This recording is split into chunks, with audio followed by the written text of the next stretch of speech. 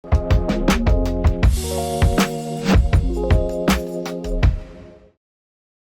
guys, we're back at it again here at Nam Studios. I'm Theo Massillon, and this is a space where we make big stories simple and communities stronger. Today I'm sitting across from someone who turned grief into their greatest teacher and served thousands while healing herself. This conversation is about the change you make and how you go through grief, healing, and showing up anyway. Let's get into it. How you doing, Maggie? Wow, that's great. Yes, I'm good.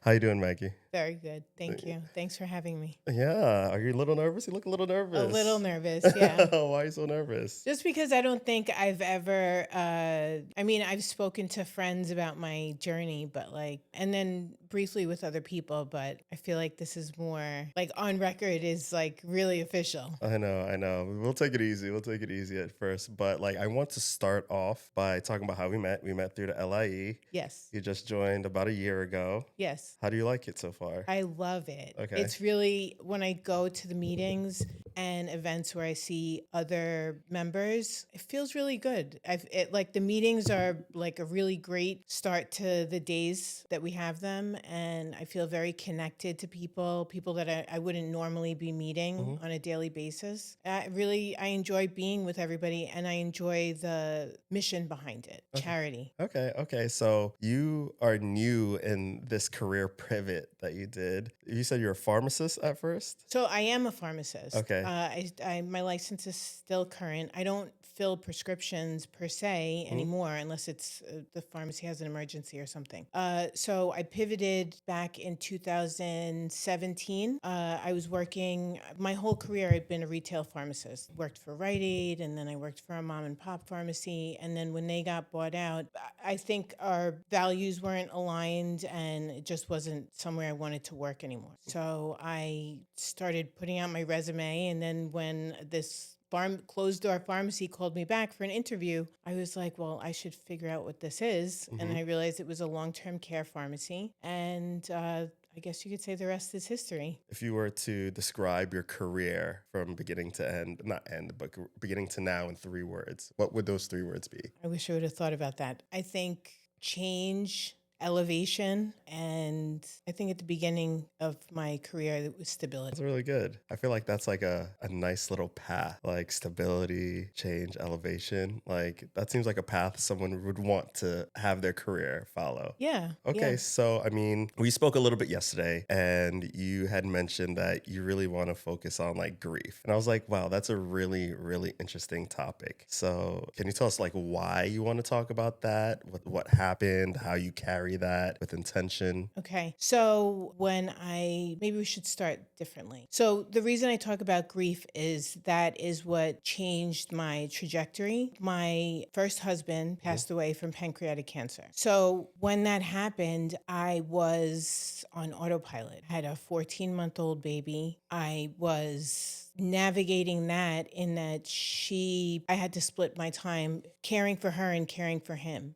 So I didn't fully know her. So I had to know her, but I had to keep my composure. It was important to me to make sure she grew up to be a productive and happy member of society. And I didn't think that she could do that with a sad mom. So I just had to the days were very hard. But when I think back, it was like I was really in a fog. And it seemed like looking back, I was just putting one foot in front of the other. And just that was enough at the moment. But I was very sad. Okay. But in the meantime, my career was changing. I knew I was forced to kind of change my path, and getting to change that path in my career ended up taking the burden off of how I was feeling. There was like a focus of, I had bigger goals, and I didn't even know this was happening. It just was happening. I wanted to be better. I wanted to feel better. I just didn't know it at the time. I just kept moving forward. And I think the reason why I said that I wanted to talk about this is because it changed me so much. I realized that if it wasn't for that, I would not have elevated. I would not have realized how strong I was. I would not have realized how much I was capable of. Raising a baby by yourself is hard. I had some help in my mom, other people that would just help me while I was working, but I really just did it on my own. There was no dad. There was no, I mean, you have kids, you know, Hmm. they go from one to the other. Yeah. So there was no other. It was just me. That's really interesting. Wow, because it sounds like, you came out of it on the other side stronger, but at the same time, it's something that I'm sure you wouldn't want to go through ever again or wish upon anybody. But like that made you who you are today. Right. So it's like, can you take that back? Do you want to take that back? Would you go through it again? Obviously not, I would assume. It would be hard to say that I would want to go through it again, but I know it was my defining moment. Hmm. It was defining time in my life. Like I had to decide, not even knowing that this is what I'm deciding, just continuing to keep going was enough. It felt like as long as I kept going, like something had to be to come out of it that was good. Do you feel like the way you process it, the way you dealt with it was different because of your roots? You're Arabic, African, specifically Egyptian Yes. in that area. Do you feel like your roots helped, hurt? I don't know that it made a difference because Mhm. I'm, I don't think it made a difference. What actually helped heal or what actually heals? Is it the time? Is it just powering through? The time is important. The time is really important. Also, just continuing to move on and not sitting in it. I think my biggest superpower in all of it is that I accepted it. I Mhm. accept things very quickly. It doesn't mean I'm happy about it, but I never said, why me? Because why not me? I think that if I stayed in that space or if I was ever in that space of why me, I don't know how I would have gotten out of it. Someone would have, I don't know, I felt like someone would have had to shake me out of it or Have you make always me been like that? understand. Yes. I realize that I have always been like that. I'm still like that. I feel like once you're holding on to something, like your brain is just running like a hamster on a wheel. That's all you're thinking about. But once you accept it, it's not that I didn't think about my husband's death or I didn't think about all of the things that he's not here to watch her grow up, the life we planned together, all of that. I thought about it, I was sad about it, but I never didn't accept it. I'm going to ask you a couple of questions. You could agree or disagree, yes or no. Grief makes you stronger. For me, yes. I think for other people, it weighs them down. You could grieve and succeed at the same time. Yes. Do you feel like it still hits you in waves? And how do you deal with that knowing that you are remarried, correct? Yes. You are remarried. Your daughter is now how old? 10. 10. So that was 9 years ago. Yes. Like, how do you deal with that right now, knowing that you have a husband, your daughter's older? Is it something that you show them? Is it something that you do on your own? Is it something that they understand and help you through? So my husband now is very understanding. It takes a very strong man Mm-hmm. I mean, when we were dating and I would say my husband, like that's It was weird. weird. Yeah. And, I had to catch myself. And after a while, I had to stop saying it. He's very understanding. He's a very positive person. And I think he's confident in knowing what our relationship is and that it is completely different. We're in a completely different space. So when I have those moments that there's a reason to talk about it, I feel very safe, extremely safe. And I feel comfortable talking to my daughter about her dad when things come up, like when she does something and I'll tell her, Baba used to do that. And she'd say, he did? I'd say, yeah. So I said, you didn't come from nowhere, like you have things about you that are from me and things about you that are from him. And like that, it'll never change. Does your daughter deal with grief? Does she get waves? Does she get sad that she doesn't remember or does remember? At times, but I think that me being remarried, he's such a great dad and he treats her like his very own. She's completely his. Mhm. There's no difference. And so I don't think it's at the forefront of her mind often. When things come up that I have to bring up her dad, she does get sad. And when I tell her, like, why are you getting emotional? She'll say, because I never knew him. That's hard. Mhm. That's hard for me to hear from Yeah. her. But I keep his memory alive. I remind her when it's her birthday. When it's his birthday, for a long time we would like have a celebration. I don't know that it's so appropriate anymore for me and in the space, but I still have pictures of him with her.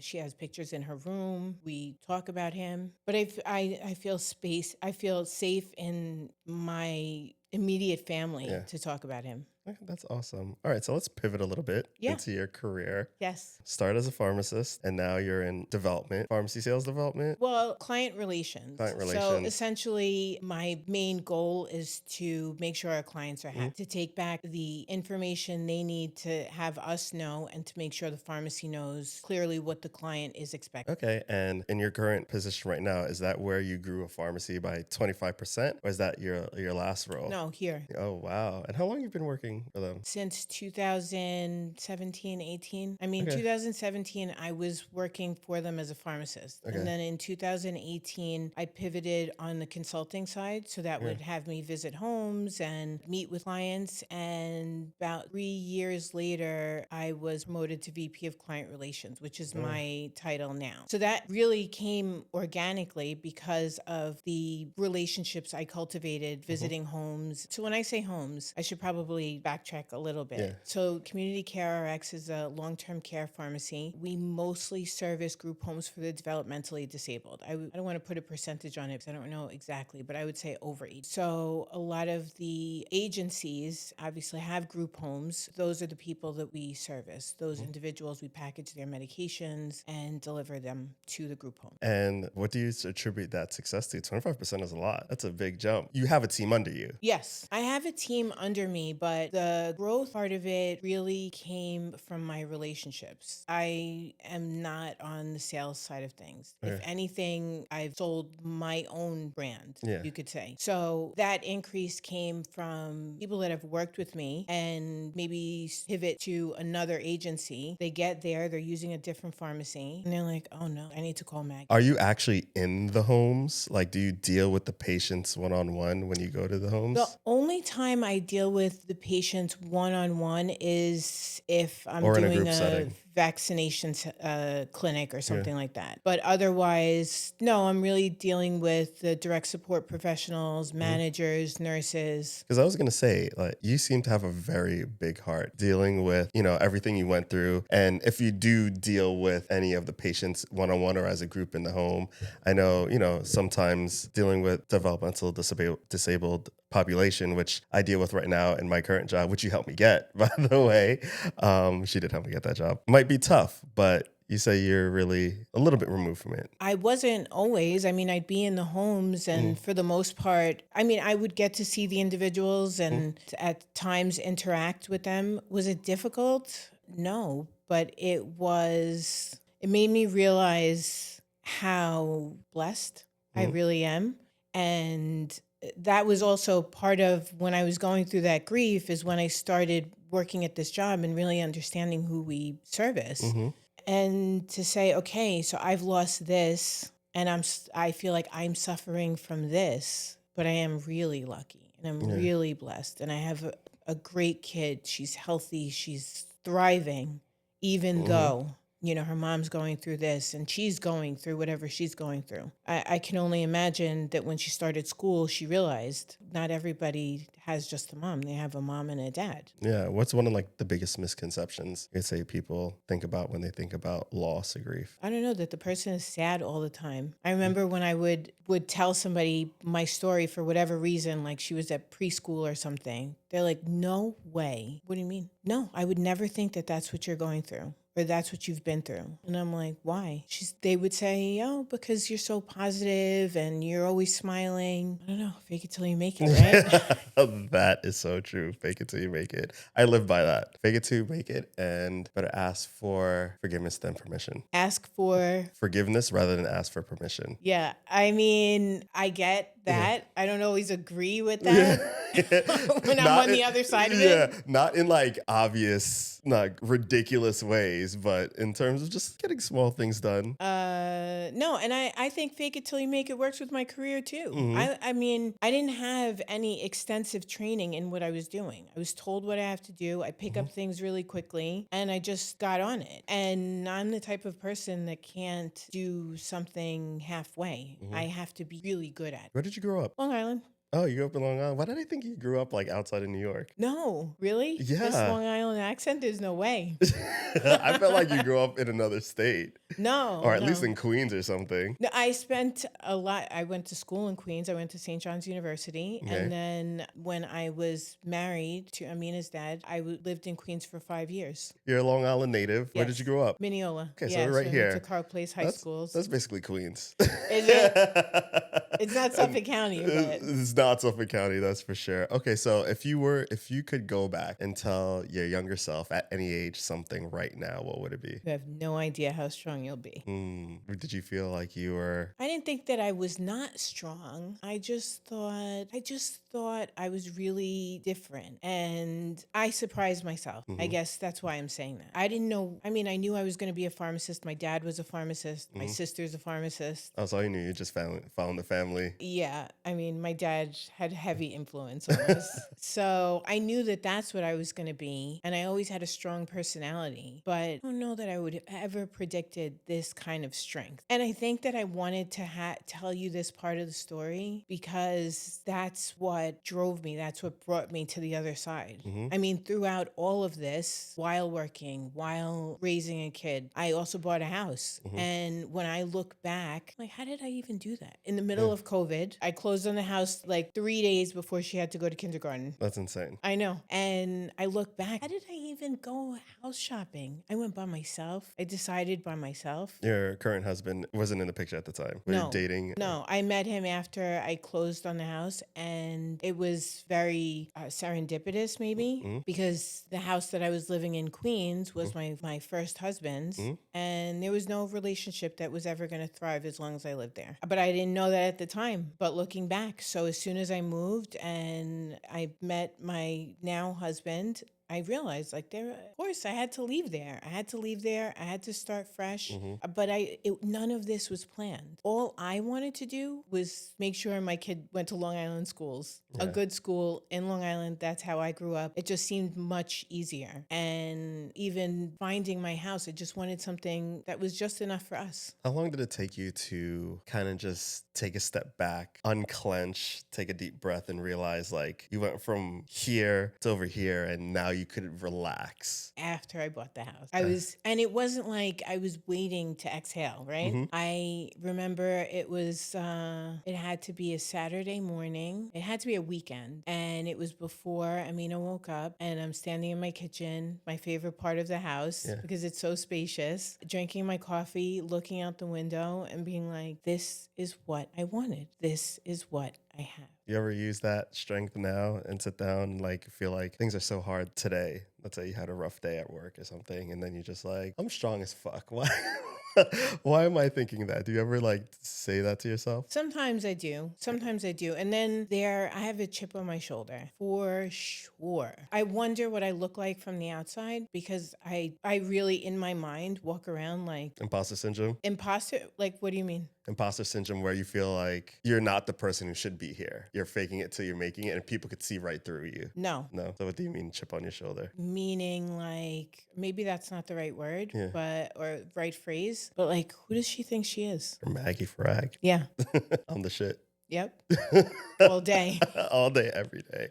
And you know, that's not easy for everybody. And even my husband, he's like, you know, I was gonna ask you that question too, because you do have a very strong personality. And you know, when you do walk into a room, I would say people notice you. At least I notice you. We had an awesome conversation between everybody when we were at the barbecue a couple months ago. We still have to hang out, but you are someone who I feel like people can rely on you. You're strong. You get what you want. You get things done. You don't need anybody. So like, I feel that aura from you. So I always wonder, how does your current husband compliment that? Oh, he's so good. He's so good. I mean, you met him. Yeah. But he is very supportive of me. He realizes my drive and doesn't like put a damper on it. Yeah. He sees me on Saturday morning doing all the things, baking bread, taking the kid here, doing this, doing that, loads of laundry, figuring out what I'm going to cook for the week. And he's like, woke up with a mission. Like,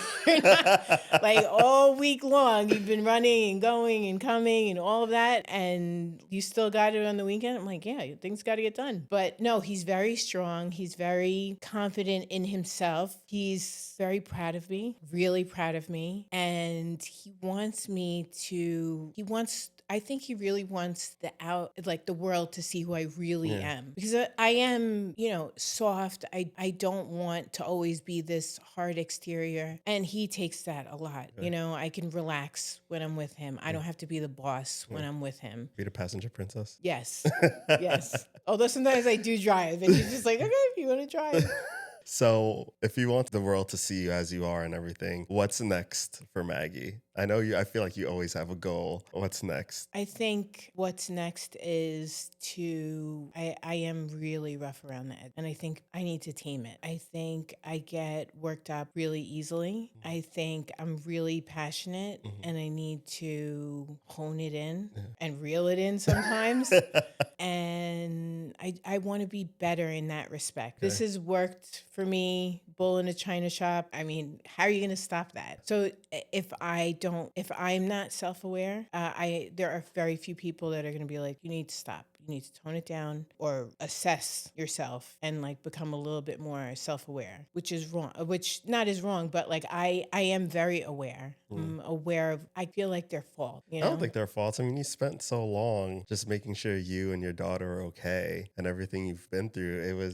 You're just a product of what happened to you. So to be at a point now where you could sit here and say, I want to be self-aware, I want to work on myself, shows how far you came. Because did you think that you had time to work on yourself in the midst of all this? And now you're with someone at a place where you feel like you could be comfortable enough to sit down and be like, okay, Maggie, let's chill a little bit. Yeah, I think now is definitely the time. And my husband is very supportive of that. I mean, there's many times where he'll look at me, get worked up about something, and then say, have you ever thought about it this way? Think about it in a different perspective, and maybe you'll let go of some of this intensity. Well, what do you want to leave everybody with? Give me a quote that you like, or something that you read, something that you feel like you say all the time. What's something that your husband would be like? Maggie says that all the time, or your daughter would be like, Mom repeats herself all the time. Oh no, that would be like chores or something.